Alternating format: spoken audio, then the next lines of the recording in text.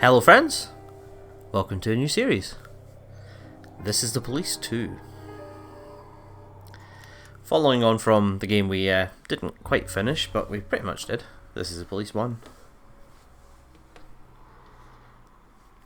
Necktie Headquarters. At approximately 1 in the morning, the Sharpwood Police Department received an anonymous call. The source said he knew where he could find the headquarters of the Neckties, a gang of drug traffickers that recently arrived in the town. Anonymous information is rarely reliable, but for Sheriff Wells, shutting down the Neckties was the department's primary goal.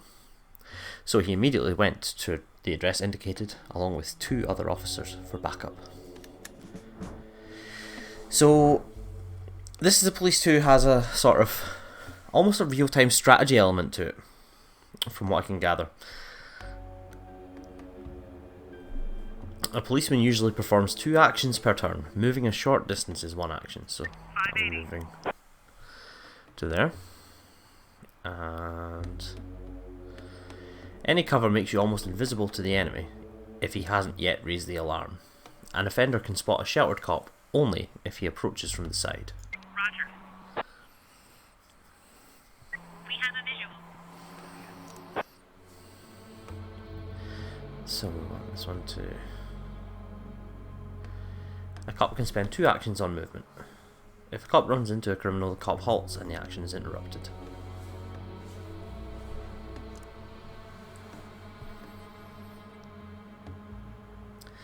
It's more difficult to hit a person hiding behind full cover than someone behind partial cover. Roger. 580.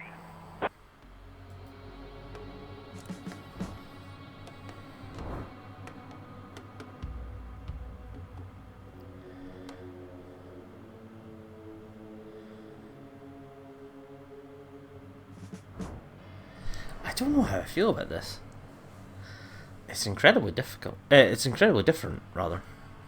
If the enemy spots you, he'll raise the alarm during his turn.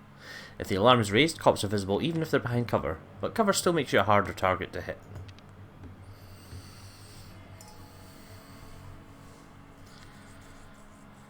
So we're going to use the baton. Briefly stuns the criminal, guaranteed hit. Does not leave marks on the body. 580.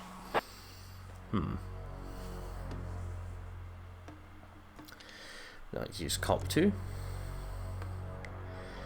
Arrested criminals remain on the ground and cannot raise the alarm. Get on the ground. Okay. And I'd like to approach from the other side. Perhaps one of the criminals is patrolling behind the minivan.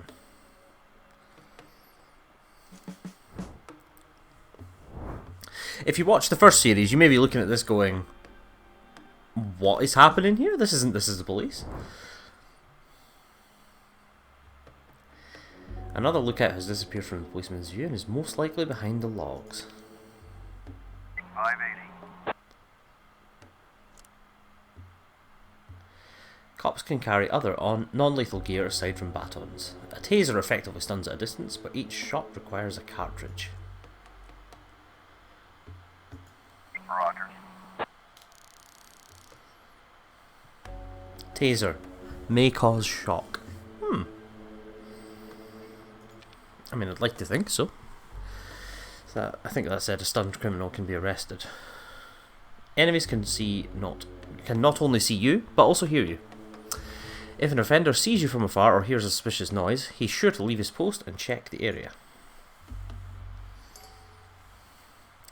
Another way to take down a criminal is to use the pepper spray. Equipment like stun grenades, taser cartridges, shockers, and pepper spray disappear after use. Roger.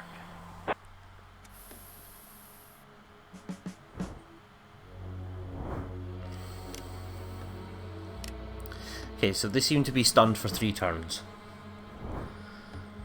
So we're close enough to arrest. On the ground.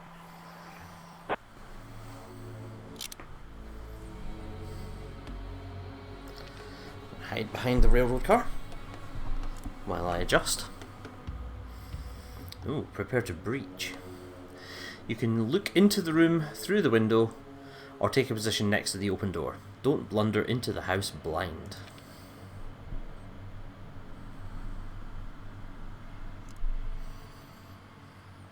Gonna move closer to this guy and arrest him. On the ground.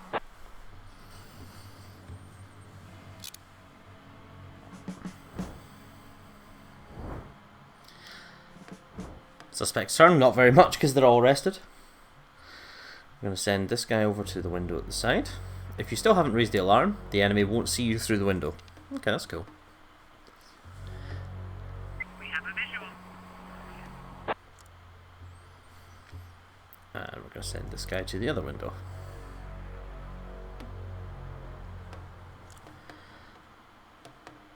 Only a policeman with the appropriate perk can pick locks or break down doors. Noise from a broken window or door will attract the enemy's attention. Roger. Firearms can kill or disarm a suspect and inflict serious wounds. A wounded person will die in a few moves unless he's evacuated. Gunshots immediately raise the alarm, so think twice before opening fire.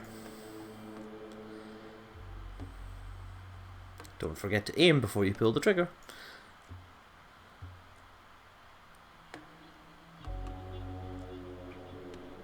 So apparently we're going to shoot him in the hand. Won't be able to shoot, but he will certainly try to escape. Roger.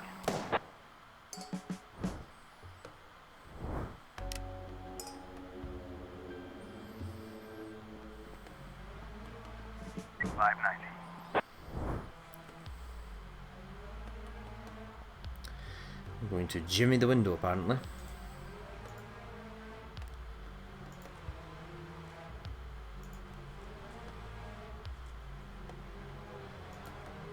Silently open a window. Okay. Get in, prepare to breach. Presumably this guy's also going to have the... Oh no, he's going to break open the window. Roger. I know which I prefer.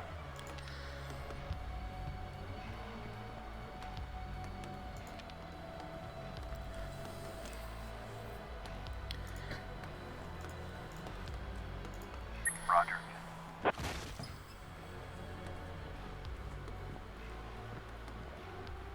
Going into a dark room.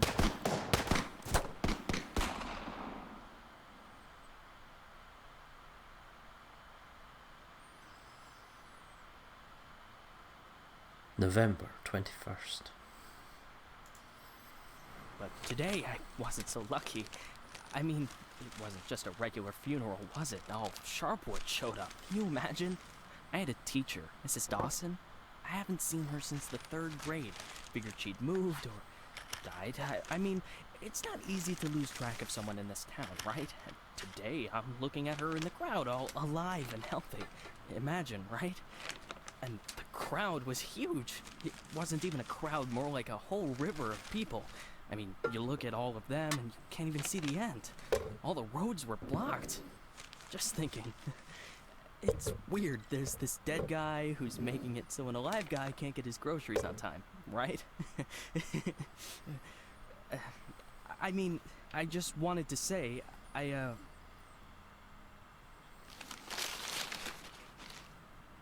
really respect Sheriff Wells. He died a hero, right? Ask anyone. Everybody says he's a hero. But I'm just saying, I got a job to do. I don't want to lose it. Nobody wants to lose a job because it's not easy to find a new job in Sharpwood, right?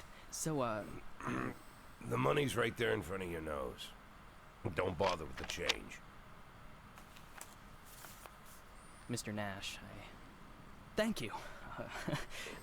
I just wanted to say that you don't need to call Mr. Summers. I mean, he'll be yelling at me either way. I deserve it, right? I'm just... Oh, by the way, those cigars you asked about? Caesars, right?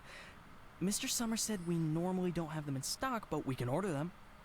Maybe it'll take a couple of weeks or so, but what's a couple of weeks when it's a quality product, right? I remember one day I was looking... Forget it. I don't know how long I'll be staying. Oh, I hope.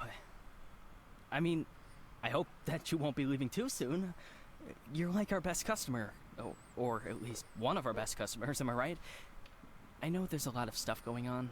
Lots of folks are leaving. Even Pale Charlie left, and he's even older than you. He's 90 or something. Maybe even 100. I'm sure you'll find yourself a decent job, right? I mean, have a good day, Mr. Nash.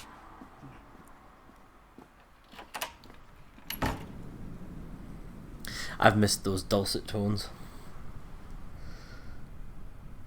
This is the police too. Hey, Lily. So we're getting rid of this thing tomorrow? What? We do what? That drawing thing in the hall. We're taking it down tomorrow? I already called Uncle Dimitri. He'll cart it off for us. Might even get a couple of bucks. Whoa. First, it's not a drawing. It's a tapestry, okay? A beautiful work of art. You didn't notice, did you? Second, it's hanging there for a reason. And third, and most important, Oh, you mean that drawing in the hall? Great. I'll get a hanger tomorrow so we can put the TV up there. Maybe a VCR, too. What do you think? Jesse, we are not taking down the tapestry. TV?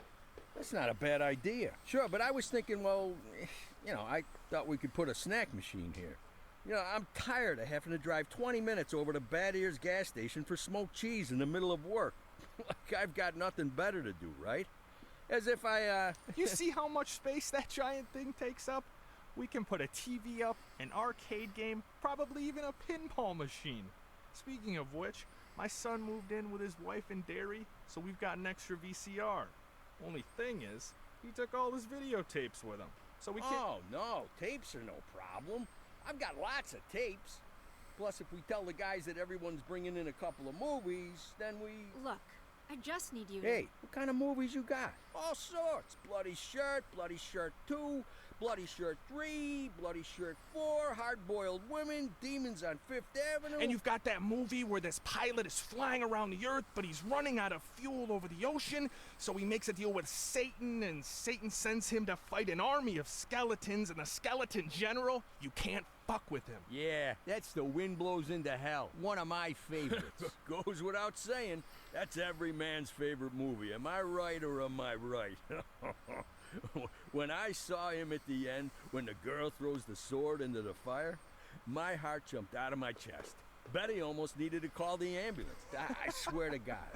You need to take better care of yourself, old man. I've also got this movie. It's actually a cartoon, but it's for adults, This guy gets the ability to undress people with his mind. So he goes into work, and he works in a bank.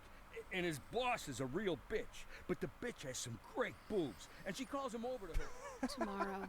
We'll just discuss it tomorrow. And she says there's some problem with this quarterly report. Some kind of paper got filed wrong. And he asks...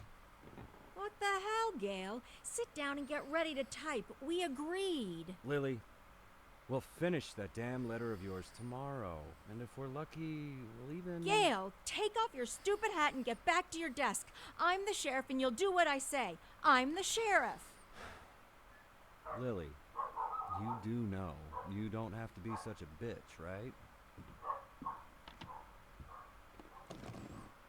Bad Ears gas station closes in half an hour, so if we don't finish this stupid letter in the next 10 minutes, I'll be out of smokes until the morning. And if that happens, I'll be coming into work in a bad mood tomorrow. And if I come into work in a bad mood, Just shut up and type. Okay, Back in a moment. okay. I'm ready. And for God's sake, let's stop taking half an hour on every sentence, okay? First, read what you've got so far. Of course, we won't be able to pay you serious money. It's like we won't be able to pay you anything at all. But I hope that you feel the same as me, that the safety of our native town of Sharpwood is a question of duty and honor, and not of material gain. No, not just the last sentence. Read everything from the beginning. Lily, come on, Read it from the top. Dear Captain Carter, I imagine you've already heard the sad news that has prompted me to write you. I'll be frank. This letter you're holding is a plea for help. The police department of Sharpwood All right, was deprived. that's enough. I can't take it anymore. We'll just pick up where we left off. Do you think Captain Carter will even read this? Lily, let's just finish it. And then... They got him. The guy from the flower shop, remember? He's one of the neckties. We're sure this time. Where are they taking him? Are they bringing him here? They already did. He's here. Did he have the goods on him? Has he said anything? What does he know? Well, you want to find out? Or you're just gonna sit there?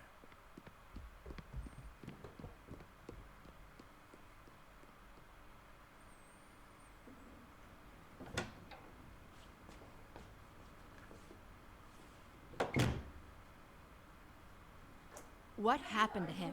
Well, as far as I understand, he had a hard time getting into the car. Right. Didn't like getting out of the car either. And he really didn't like the stairs. And when we handcuffed him, wow, that was no fun at all. And then when he sat down on a chair, he accidentally... Cut the shit, Charlie. What? The sheriff asked a direct question, and I'm trying... Get out! All of you! Lily, I think it'd be best if you just... What's the problem, Gail? Isn't it best if the sheriff interrogates important suspects? Isn't it great when the commander takes a personal interest in the work? Don't you think? Okay, guys, you hear that? Let's get out of here.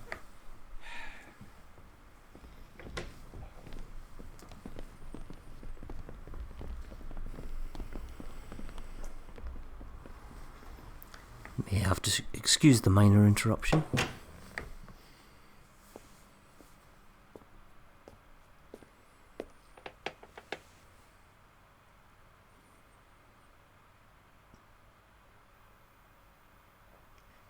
Okay. He's talking Wally Melton.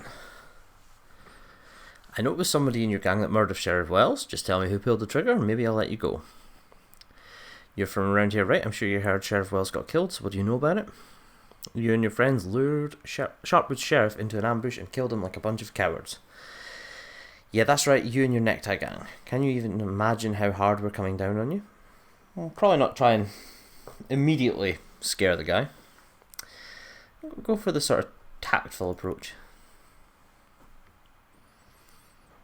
No, I'm not from around here. This is the first time I'm hearing about this sheriff of yours. First time I've seen you two. What are you, some kind of secretary? Okay, let's talk about something else. The drugs, where do you keep them? I'm not leaving here until you tell me where your hideout is. As I understand it, you never keep drugs at your base. Why is that? Why is that?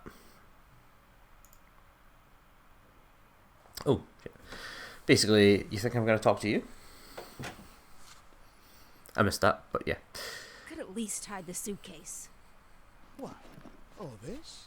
It's just... Charlie, shut your trap and get ready to question the suspect.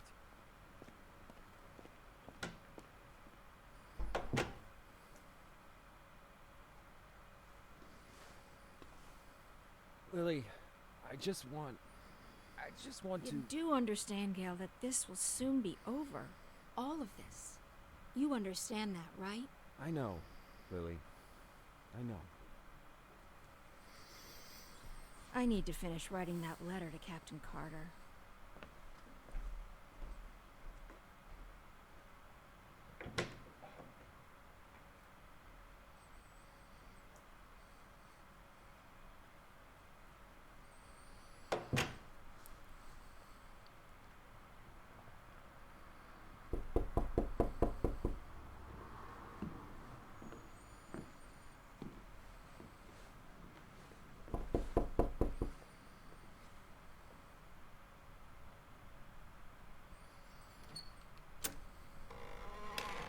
Hello, my name is Bogdan.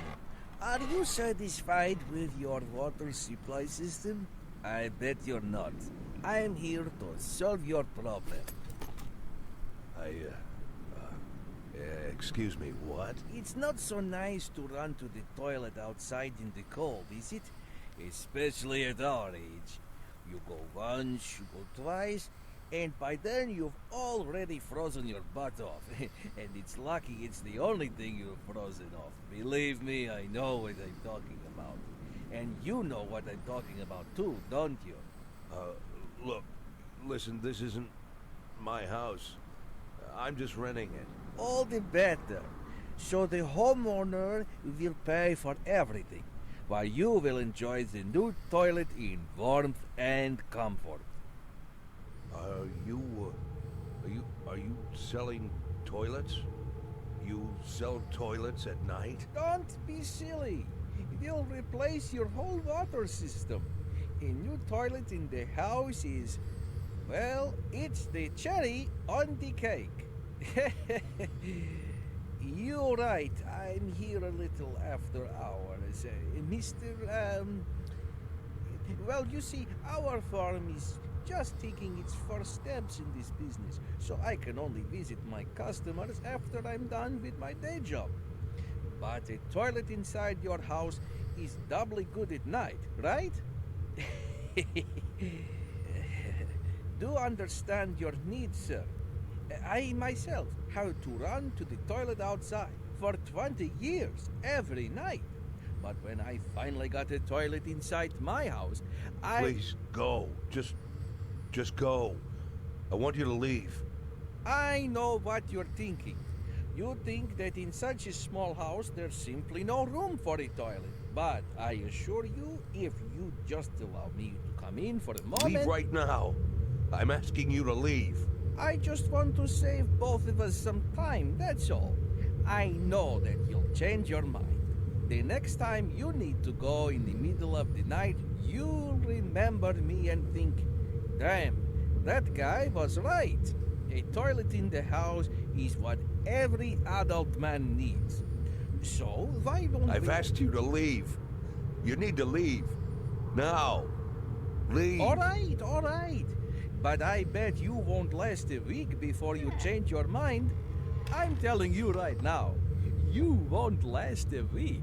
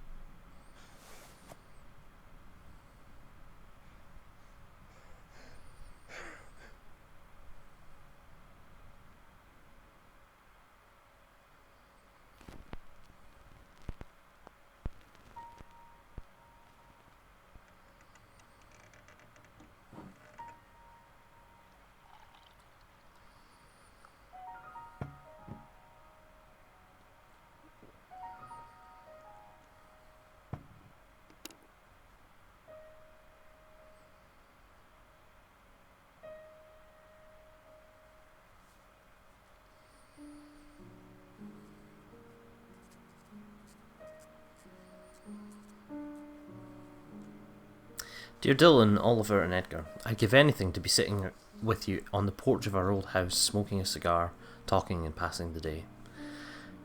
I know you have a lot of questions for me, a lot of unpleasant questions. It's not hard to hear them in my head, but it won't be so easy to find the right answers.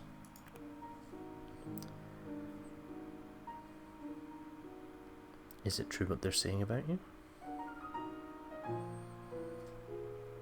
My only crime is wanting to take care of myself and my family. I'm just sorry it took me that long. My crime was I trusted the wrong people, I was used and then thrown in the trash.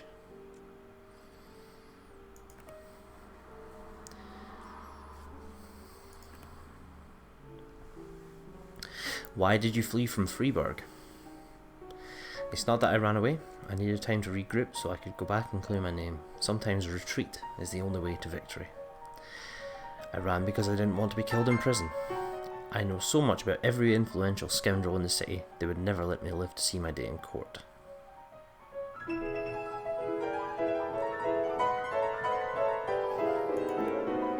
Let's have some aggressive piano. It's not that I ran away, I needed time to regroup. Why did Mum really leave? Because she decided she wanted to fuck some 30-year-old insurance agent, and I hope he gave her exactly what she wanted.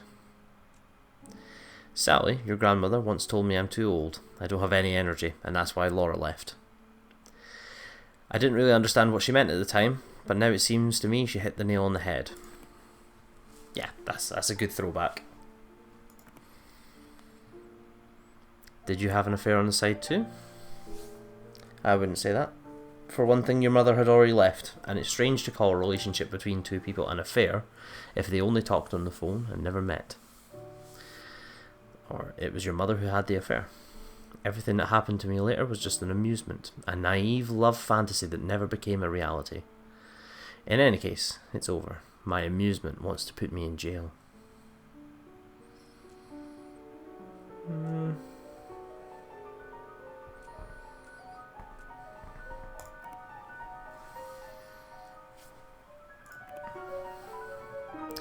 Why did you get in bed with the mafia? For the money, of course. No. I didn't go to them. They left me no choice. When they threaten to hang your children's head from the chandelier, you'll do exactly what they ask of you. No hesitation, no questions. Or, I got in with them because the mafia can't be defeated, only controlled. And looking at how well I controlled crime in FREEBURG, I'd say I managed things pretty well. Left me no choice. Did you kill people? Vandal, yes. I never killed anyone. I have many vices, but I'm no killer. I didn't kill anyone with my own two hands, but I gave orders that led to some deaths. Sometimes these were bad people, sometimes not so much. It's up to you whether you think that makes me a killer. Let's be truthful. Let's be truthful, we made many choices, gave several orders that led to deaths. How is your health? I feel good despite parting with your mother, fleeing from the feds and surviving 2 comas. One thing I know for sure, I won't survive a third. I'm not complaining, but I'm lonely. I'm afraid I'm not going to make any new friends here. Either way, new friends at my age don't lead anywhere, except another funeral. Tell the kids you're lonely. That's the way ahead. Why didn't you just retire? I catch criminals, that's all I know. It's all I'm good at. I didn't retire because I loved my job. And I wasn't too old to keep doing it. Well, because I had nothing else to do. All I had left was an empty house and a dirty barn. What was I going to do? Farming? All my tools rusted a long time ago. After a week of retirement like that, I would have put a bullet in my forehead.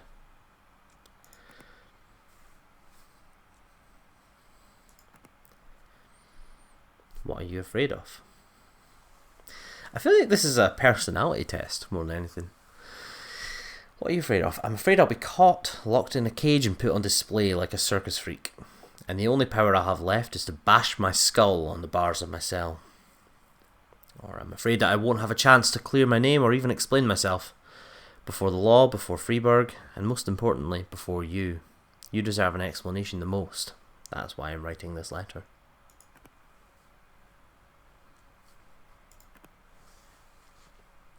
What are you planning to do next? I've changed a lot, though predictability is still not among my vices. I know I have to do something. The only question is how far I'll have to go. I can't tell you. It's not that I don't trust you. It's just that even I don't know what I'll have to decide from 10 seconds. What I'll have to decide 10 seconds from now. Ken, be honest. Okay. Personality test over.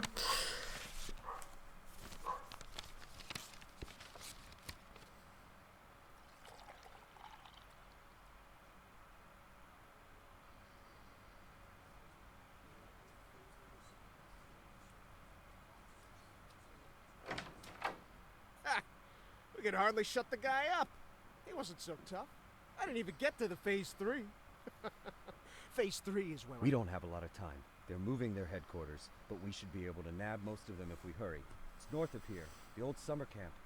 But they never keep the goods at their headquarters. They always use a different place, usually an isolated house on the outskirts. Most of the time these places have random tenants who don't even suspect that there's anything hidden under their floorboards. That way, the drugs can never be linked back to the neckties or the neckties to the drugs. You remember that little tavern called Frissetti? We went drinking there after graduation and broke that big mirror. Mr. Blaine's converted it into a house, and now he rents it out for almost nothing. 2 weeks ago, an old man moved in, and under his floorboards, there's 27 kilograms of heroin. I'm starting to think that guy is leading us around by the nose. I bet there's 4 or 5 armed guards at the house. But you said it's a small place, right? Well, I bet there's 2 at least. I don't believe they just left the stuff under some old man's floorboards. Even if there is an old man living there, I bet he's in on it. Hey, maybe old man is just a nickname. What do you think? I bet he's a right cutthroat, hunkered down there, ready to ambush us. Maybe he already... Well, you and Corey, go check it out. Take 2 cars in case it's not just an old man living in the house. Whoever you find there, bring them in. And don't forget about the heroin. Rest of you will come with me to storm their headquarters. Sound good to you, Lily?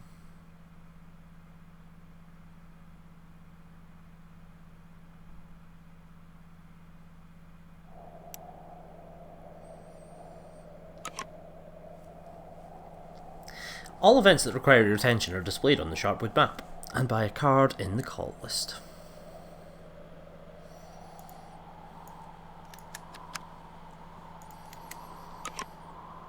Each call has a minimum professionalism requirement. Okay, good.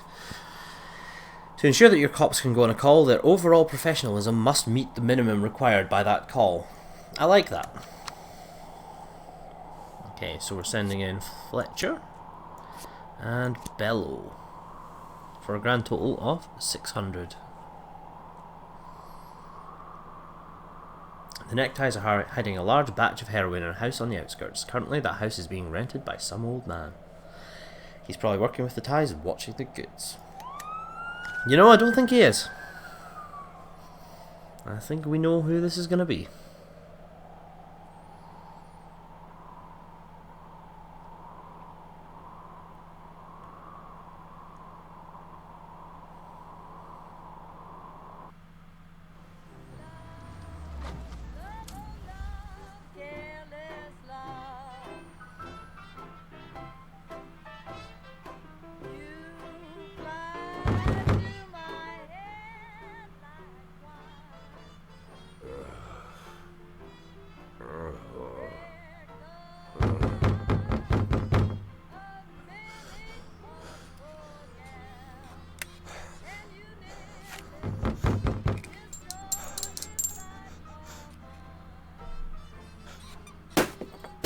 Sheriff's Department.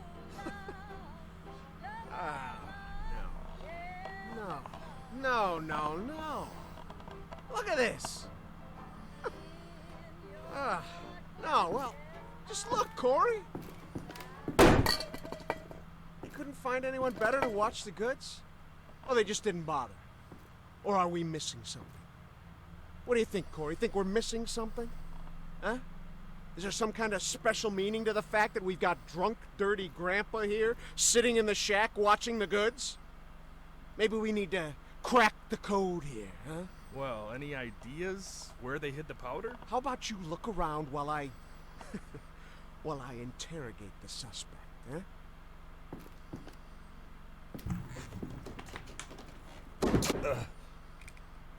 You. What's your name, old man? What did you say, old man? You need to answer nice and clear when a police officer speaks to you. My name is... Nash. Warren Nash. I'll tell you something, Warren Nash. 15 years on the force. Why are you lying? I've seen all sorts of dirty shits. I know why he's lying. This town isn't exactly upscale, in case you haven't noticed. I've caught thieves, caught rapists, murderers, and drug traffickers. All part of the job, you know? I'm doing my job. Nice and easy, like a professional. But here you are. This filth. You don't make it easy to be easy. Filth like you drives me up the wall. With scum like you, I just can't keep up the cold-blooded professional attitude. I just can't. You know why, Warren? Because... Oh, I'm sorry, Warren. I'll be just a second, all right? shit. Charlie, what the hell? Do you want Corey, just look for the fucking drugs while I'm busy with the fucking suspect, okay? So, Warren, filthy things like you drive me nuts. 'Cause you think that we'll never catch up with you. You think the police can't do anything. You think we just rescue cats from trees and help old ladies carry their bags up to the porch. You think, you believe, you really believe that we'll never get to you. So you don't even have to try. You taking good care of the goods here, Warren? You ready for us here, Warren? Just waiting in ambush, Warren? You did fucking nothing, Warren! Fucking nothing! Because you thought we'd never come. But here I am, Warren. Here I am! What are you gonna do now, Warren? What's the big plan, Warren? Hey, I think I found something. You hear that, Warren? He found something. Next time, hide it better.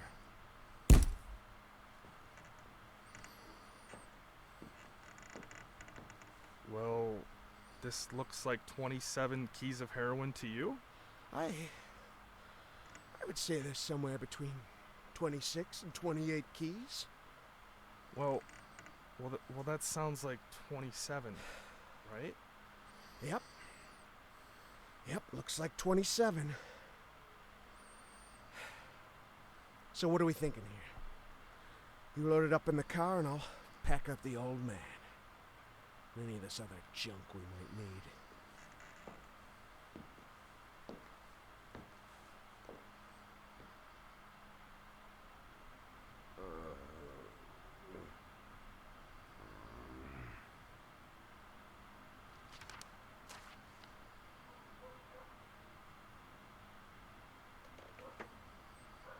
I'd like, I really need to talk to the sheriff as soon as possible.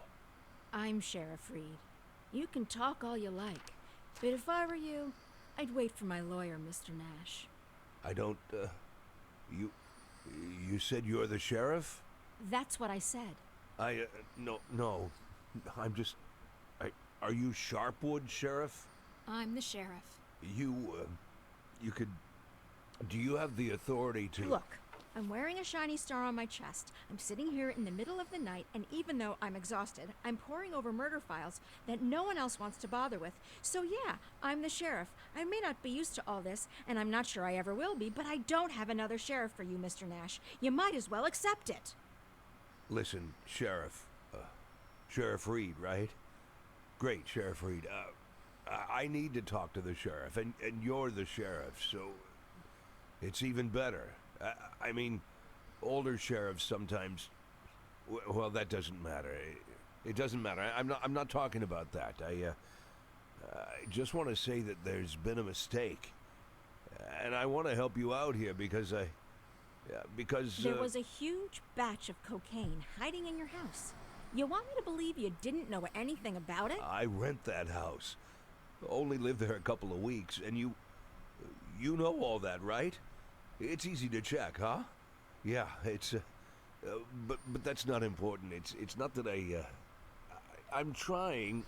Listen, Sheriff Reed, you have to listen to me very carefully.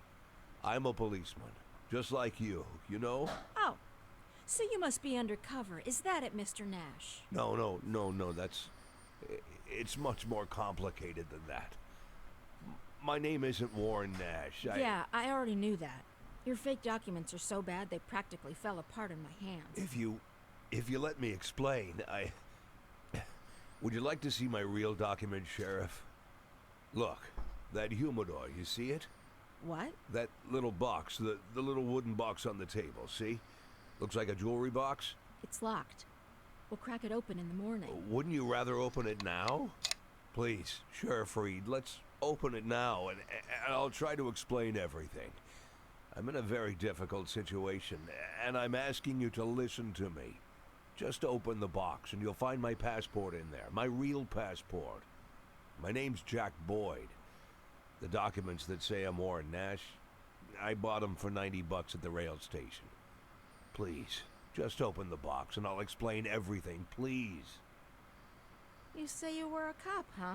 Yes, Yes, I was a cop. I was the chief of police, just like you. Look, it's a very long and complicated story, but I assure you this is all just a huge misunderstanding. And the fact that I've gone into hiding here, the fact that I'm here at all, it's an injustice that I want to correct. And I'm asking you to help me.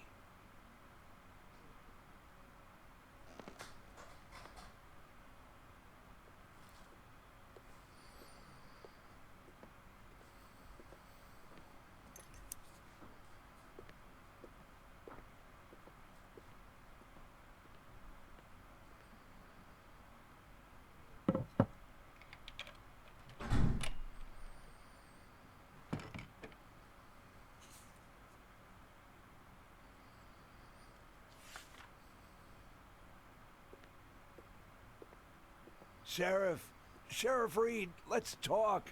I'm begging you.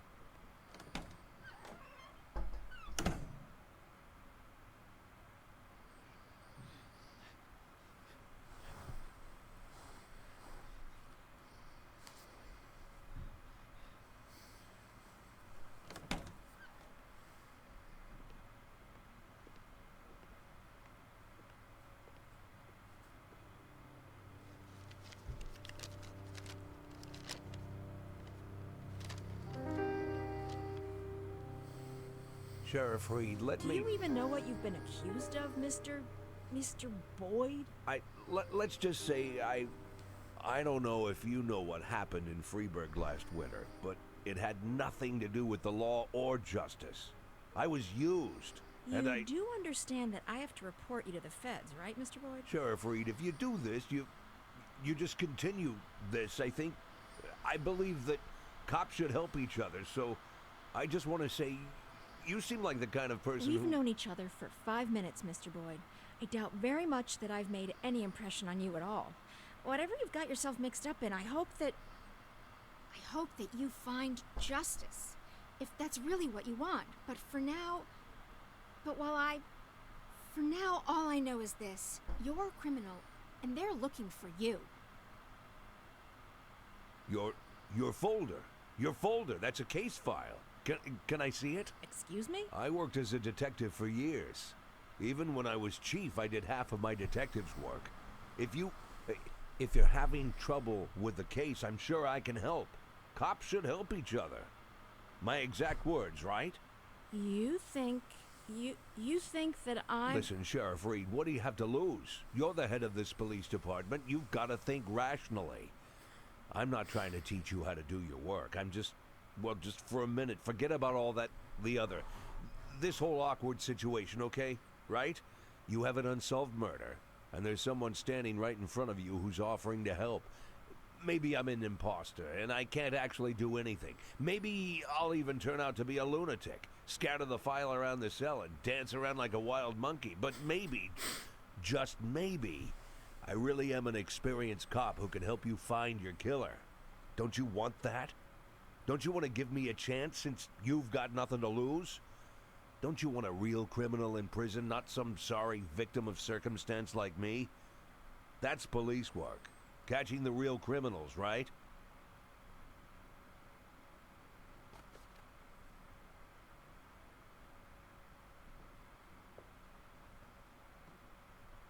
I guess I'm going crazy.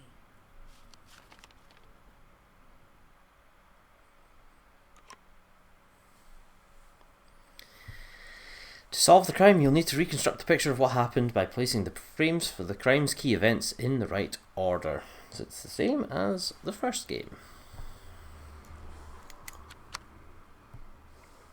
Man in a wrestling mask. To figure out what happened, you should carefully examine the evidence and witness testimony. You have all the necessary frames, but 2 people are suspected of the murder. You need to analyse whatever information is available and figure out which of them is the true culprit.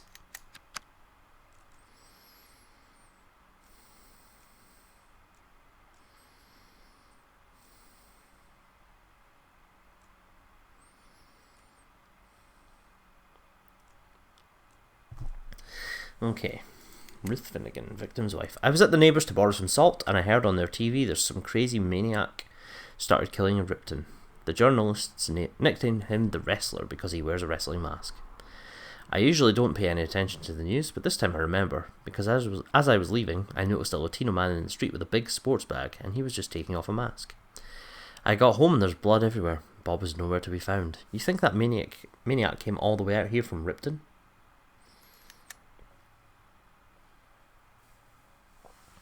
That evening, Ruth came over to borrow some salt. It's funny, she works at the grocery store, but she's always missing something. Can relate, by the way. I consistently forget to buy stuff whenever I finish work. She sat at my place for a while and said she was going back to make some dinner for Bob. I don't know how she put up with him. A typical man. He always walked around in a stupid t-shirt, spent the whole day staring at the TV and yelling for Ruth to bring him another Frosty. I went to visit often enough and it was always the same thing. Recently, Ruth decided to try being a vegetarian. She'd read in a magazine it'll make you live an extra 10 years, plus you get to lose a few pounds. So she started cooking without meat, beginning with vegetable soup. Thought she'd surprise Bob. But when he came home from work, he was yelling, "What the fuck is this without the meat?" I lived next door, I could hear everything. They almost got into a fight. This is the victim's home. It's covered in blood. It looks like this is where the victim's corpse was butchered. The victim's body parts were neatly laid out on the counter as if it were a display, set for all to see. There's a crumpled garbage bag under the counter with traces of blood inside. The victim's throat was cut in one single confident motion. Death came almost instantly. There are no signs of struggle in the body. The corpse was dismembered after death. Okay, so a man in a wrestling mask watches Bob Finnegan through the window. We're starting with Bob Finnegan's house, and yeah.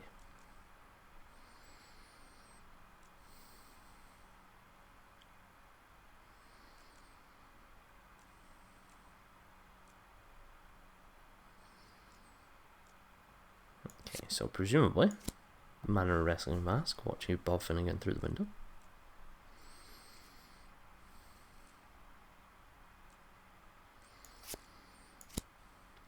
Approaches with a hacksaw. Cuts his throat with a hacksaw. Cuts his corpse up in the bathtub. Walks into the store. Hector Campo. The elusive maniac named the Wrestler, who kills middle-aged white men, dismembers them, and places them on public display. We will indict him. Do you really want to press charges for this suspect? Yes. Look.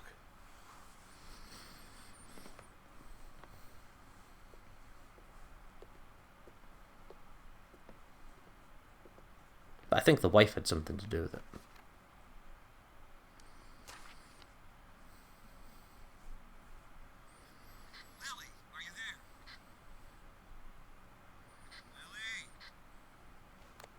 Lily here. Come in. Can you grab the box of flashbang grenades and get over here? There's no time to lose. Lily. Copy. I'm on my way.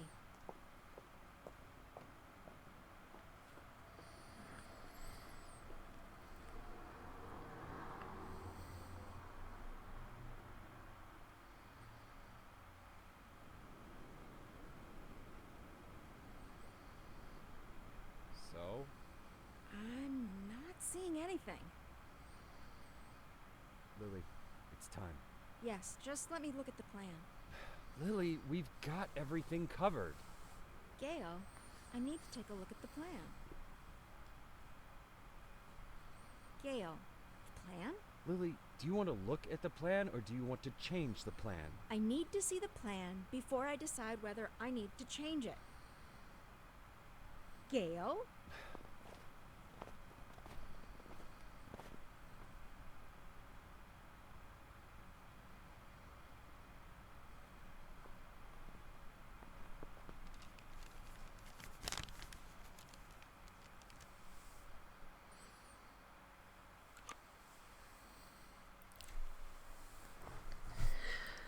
I don't know if there's going to be a stopping point where I can jump out of this episode. It's already been going for almost 50 minutes, but let's just keep going.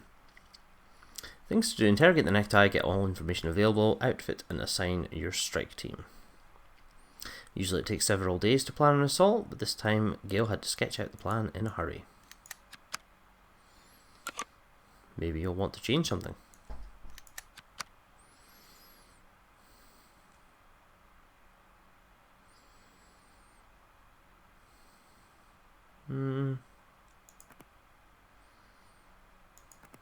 Okay.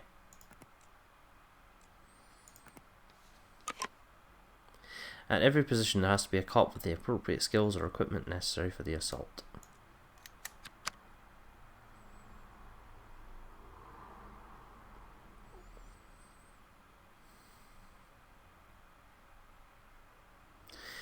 So, assault leader. Gil will lead the assault. He wants to capture as many neckties as he can alive if possible.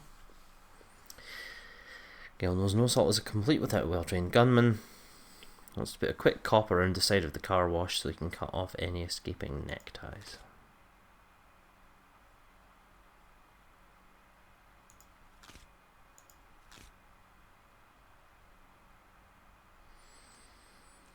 Don't really know quite what I'm doing here.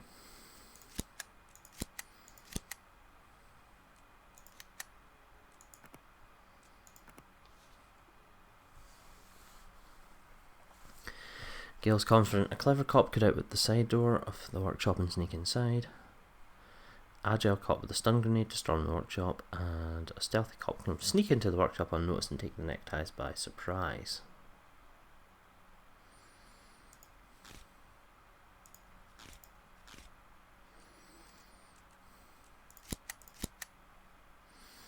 Can I put all three on both?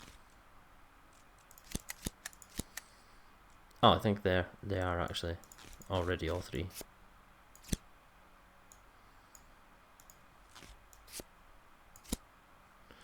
Yeah, they just go where they're.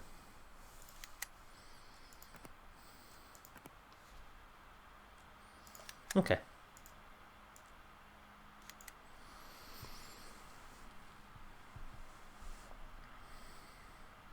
Presumably when I've got more cops, then I can do more stuff there. Yes, let's get him over here. Someone needs to go get Canan. Does anyone know Canan lives? Jesse, grab that blue bag over there. Bring it over here. I'll call him. Bring me that bag. I'll call Canan. The bag, Jesse. Jesus, Jesse, we don't have time for that. Bring me that bag. Lily, put pressure here. Press there and don't let him make it. You think he'll make it?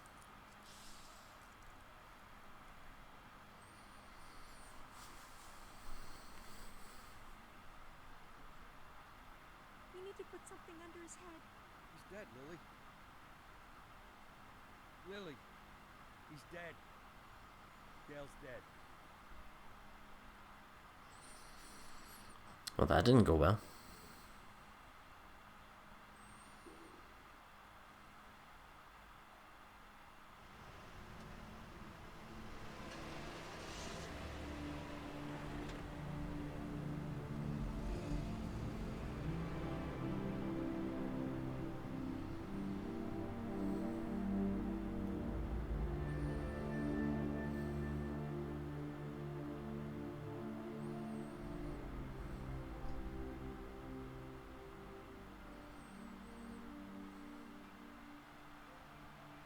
What was his name?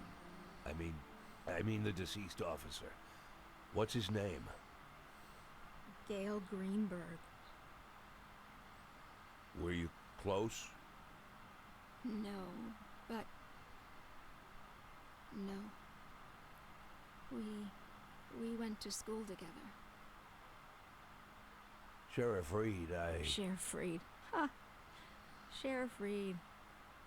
If my dad could hear you say that, he'd died of laughter.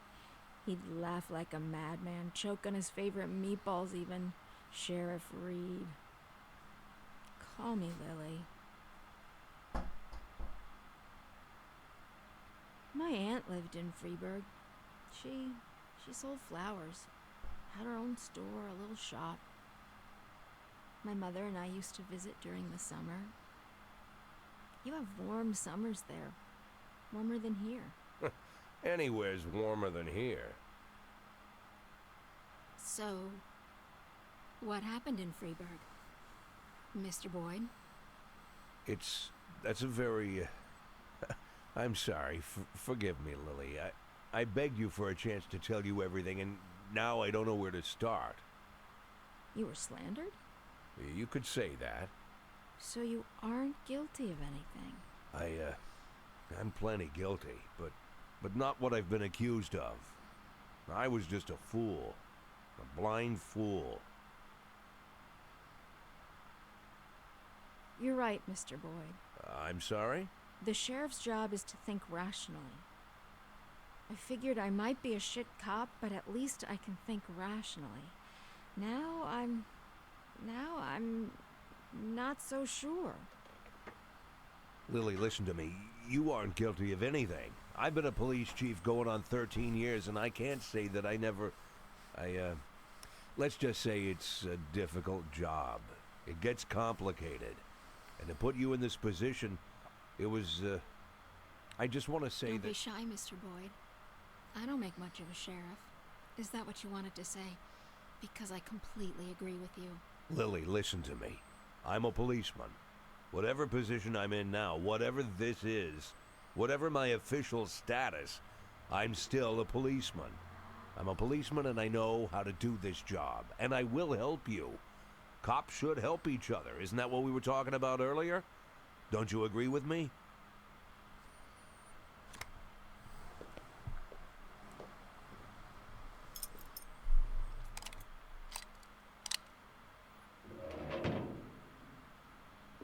What was it you said, Mr. Boyd? Maybe you're an imposter, maybe you're crazy, but maybe honestly, I don't even know if I... Lily, why are you pointing that gun at me?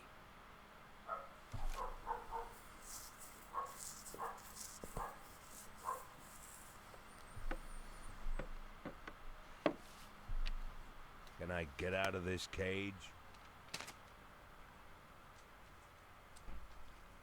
Lily? Yes, Mr. Boyd. Yes, you can get out of the cage.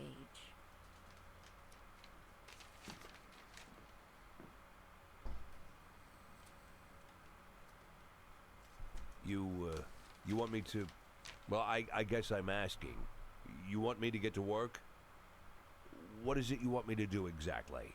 You can get some sleep in the break room. It's over there to the left, the dark green door. I'll still be here in the morning, and in the morning we... Well, we'll figure this out. Tomorrow you can gather up your things, Mr. Boyd. Yes, I just... this letter, I'd like to send it as soon as possible. This, it's for my children. It's important. I can mail it for you. I don't mind. I've got a letter to mail myself. Lily, I wanted What? to... You want to know if I'm going to call the feds? No, I won't call the feds. Do I realize that means I'm breaking the law? Yeah, I know. Do I understand that you could make a run for it at any time? Yeah, I know that too.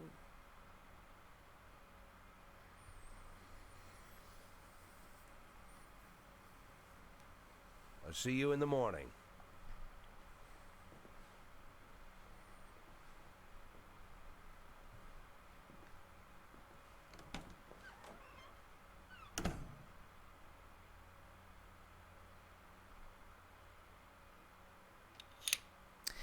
Well, that'll do it for episode 1.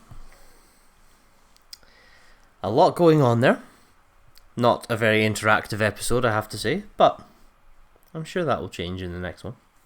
Until then, thanks for watching, and I'll see you next time.